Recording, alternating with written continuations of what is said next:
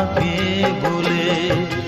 দুষ্মন্ত রাজা যদি হতাম আমি, শকুন্তলাকে চিনে নিতাম আমি। আংটি থাকুক না থাকুক তার আঙুলে, যেতাম না কখনো যে তাকে ভুলে।